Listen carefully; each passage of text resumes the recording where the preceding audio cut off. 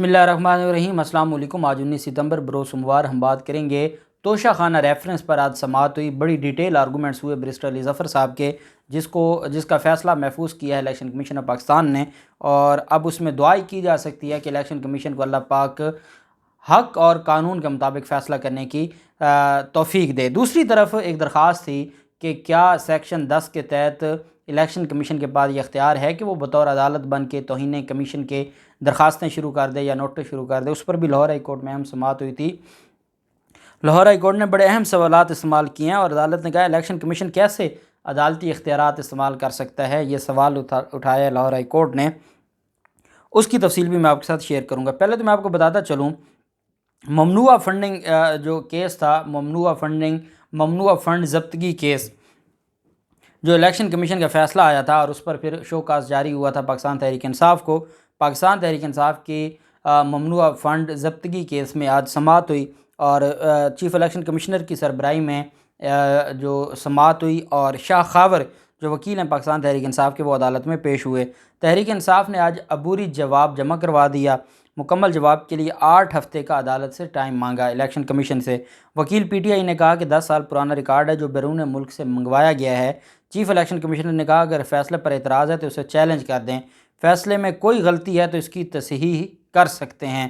P T I وکیل شاہ خاور نے مزید ریکارڈ آ جائے تو کمیشن کے ہر سوال کا ہم جواب دے سکیں گے، جہاں اتنا وقت گزرا ہے مزید 2 ماہ بھی دے دیں تاکہ ہم قانون کے مطابق کر سکیں۔ چیف الیکشن کمیشنر نے ریمارکس دیتے ہوئے کہا کہ پہلے بھی ہفتوں کی بات کرتے کرتے 8 سال گزر گئے، 4 ہفتے سے زیادہ وقت نہیں دے سکتے۔ شاہ خاور کی استدعا پر الیکشن کمیشن نے ممنوعہ جو فنڈ ضبطگی کیس ہے اس کی سماعت 6 نومبر تک ملتوی کر دی، اور یہ جو ٹائم دیا گیا ہے پاکستان تحریک انصاف کو تاکہ پاکستان تحریک انصاف اس میں اپنا جواب جمع کروا سکے۔ آپ جانتے ہیں کہ جو مین کیس ہے وہ اسلام آباد ہائی کورٹ میں پینڈنگ ہے، اس میں جواب جمع کروانا ہے الیکشن کمیشن نے۔ الیکشن کمیشن کو وکیل نہیں مل رہا کہ وہ اپنا جواب جمع کروا سکیں، لیکن پاکستان تحریک انصاف اس سارے معاملے کو لے کے چل رہی ہے۔ اسی طرح توشہ خانہ ریفرنس میں اہم سماعت ہوئی، اور بیرسٹر علی ظفر صاحب اور بیرسٹر علی گور الیکشن کمیشن میں پیش ہوئے۔ محسن شاہ نواز رانجھا، فاروق اچنائک اور خالد اسحاق یہ پی ڈی ایم کی طرف سے الیکشن کمیشن کے سامنے پیش ہوئے۔ الیکشن کمیشن میں بیرسٹر خالد اسحاق نے دلائل دیتے ہوئے کہا کہ اسپیکر کے ریفرنس میں صرف ایک سوال کیا گیا ہے کہ عمران خان کا ریفرنس میں جمع کروایا گیا جواب سوال کے مطابق نہیں۔ عمران خان نے توشہ خانہ سے وصول تحائف اثاثوں میں ظاہر نہیں کیے۔ عمران خان نے تسلیم کیا کہ انہوں نے توشہ خانہ کے تحائف اپنے پاس رکھے ہیں۔ سوال یہ ہے کہ عمران خان نے درست وقت میں ان تحائف کو ظاہر نہیں کیا، اور گھڑیوں کی قیمت کئی ملین روپے ہے جو درست نہیں لگائی گئی۔ ممبر بابر بھروانہ نے استفسار کیا کہ اگر تحائف کو نہیں بیچا گیا تو پھر کیا قانونی حیثیت ہوگی۔ بیرسٹر خالد اسحاق نے کہا کہ اگر نہیں بیچے تو جواب میں کیوں کہا گیا کہ تحائف بیچ دیے۔ وکیل علی ظفر نے کہا کہ تسبیح اور ٹائی تو میں نے بھی ظاہر نہیں کی ہوئی، اور اگر آپ نے تسبیح اور ٹائیوں کا بھی حساب لینا ہے تو پھر تو بات ختم ہو گئی۔ تو پھر تو وہی بات ہے کہ جہاں ہاتھی آپ ہڑپ کر گئے ہیں اور ہماری تسبیح پر بھی آپ سوال اٹھائیں اور اس پر بھی آپ کو تکلیف ہونا شروع ہو جائے۔ وکیل نون لیگ نے کہا کہ کمیشن میں کیس عمران خان کا ہے، کسی اور رکن اسمبلی کا نہیں ہے، اس وجہ سے عمران خان کے کیس پر ہی بات کی جائے۔ الیکشن کمیشن میں بیرسٹر خالد اسحاق کے دلائل مکمل ہوئے۔ خالد اسحاق نے کہا کہ ذاتی استعمال کی اشیاء ظاہر کرنا ارکان اسمبلی کے لیے ضروری ہے۔ کیا 50 لاکھ کی گھڑی ذاتی استعمال کی چیز نہیں ہے؟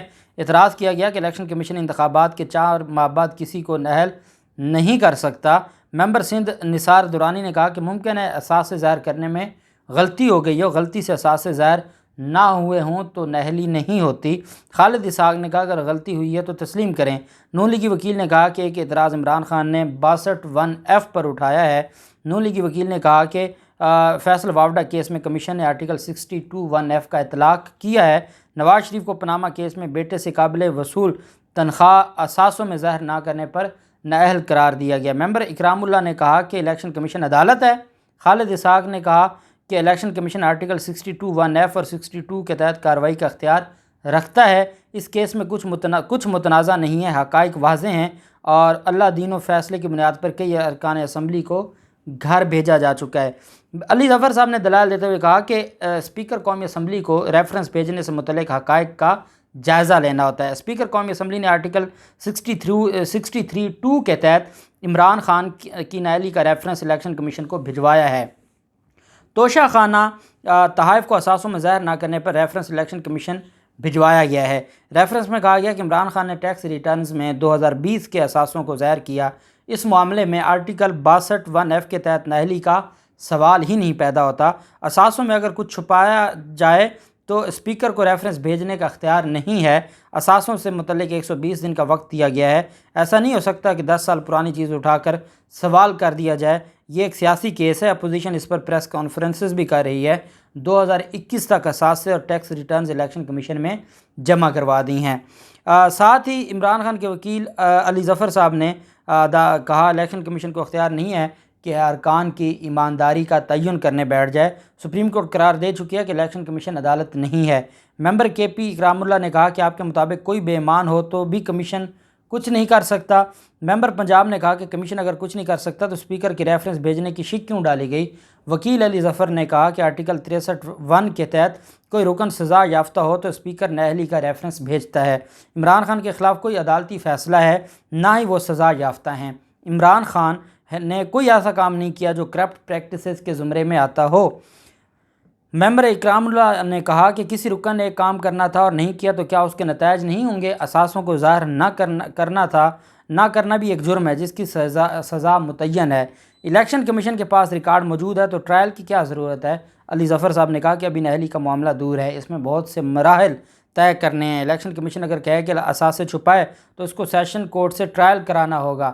الیکشن کمیشن کو پھر اس کیس میں خود درخواست گزار بننا ہوگا۔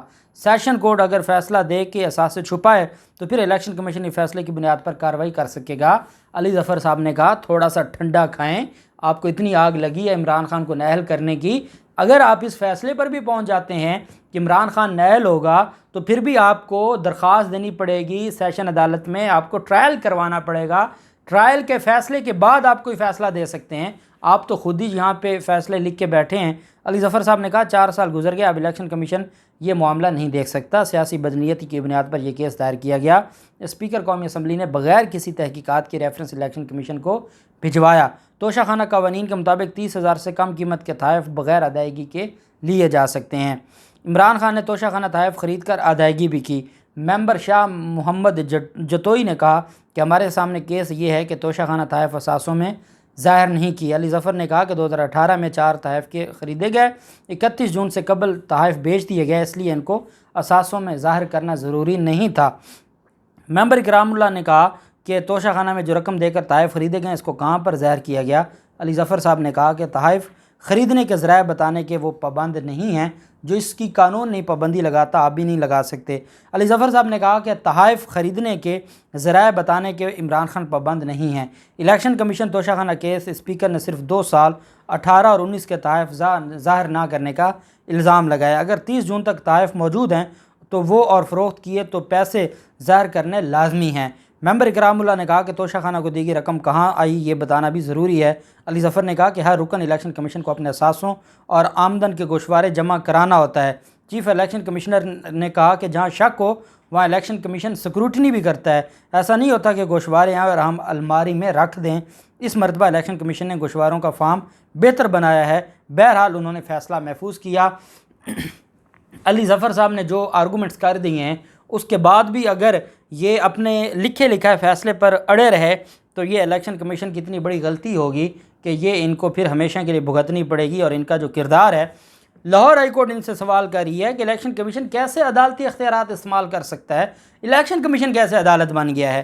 الیکشن کمیشن سیکشن 10 کے تحت توہین عدالت کی کارروائی شروع کر سکتا ہے یا نہیں کر سکتا، یہ درخواست دائر کی گئی تھی لاہور ہائی کورٹ میں، اور یہ درخواست گزار تھے جنہوں نے یہ درخواست دائر کی تھی میاں شبیر اسماعیل، اور ان کی جانب سے ایڈوکیٹ اظہر صدیق عدالت میں پیش ہوئے۔ جسٹس عابد عزیز شیخ نے درخواست پر سماعت کی۔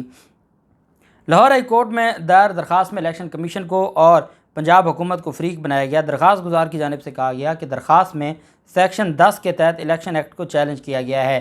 اگر الیکشن کمیشن نہ تو عدالت ہے اور نہ ہی عدالتی اختیارات استعمال کر سکتی ہے، توہین عدالت کا اختیار اسے دینا آئین پاکستان 1973 کی خلاف ورزی ہے۔ توہین عدالت کا اختیار صرف عدالتوں کے پاس ہے۔ الیکشن کمیشن کو یہ اختیار نہیں ہے کہ وہ توہین عدالت کی کارروائی شروع کر سکے۔ الیکشن کمیشن ایک انتظامی ادارہ ہے۔ اگر الیکشن کمیشن کو توہین عدالت کی اجازت دینی ہوتی تو آئین پاکستان میں سے لکھ دیا جاتا، عدالت سیکشن 10 کے تحت الیکشن کمیشن کے خلاف حکم امتناعی جاری کرے۔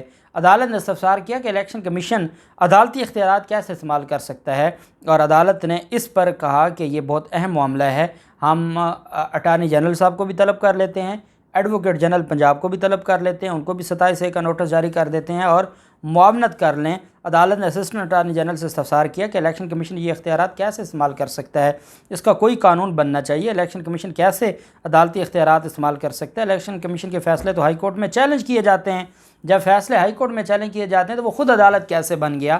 عدالت نے 18 اکتوبر کے لیے جو طلب کر لیا ہے اٹارنی جنرل صاحب کو، ایڈوکیٹ جنرل صاحب کو، اور عدالت نے کہا ہے کہ ہم اس معاملے کو اور الیکشن کمیشن کے وکیل کو کہ بتایا جائے کہ کس قانون کے تحت یہ عدالتی اختیارات استعمال کیے جا رہے ہیں۔ اپنا یہ حال ہے، اور یہ توشہ خانہ ریفرنس میں عمران خان کو نہل کرنے کے لیے تل گئے ہیں۔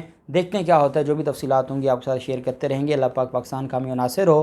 بہت شکریہ۔ اللہ حافظ۔ پاکستان زندہ باد۔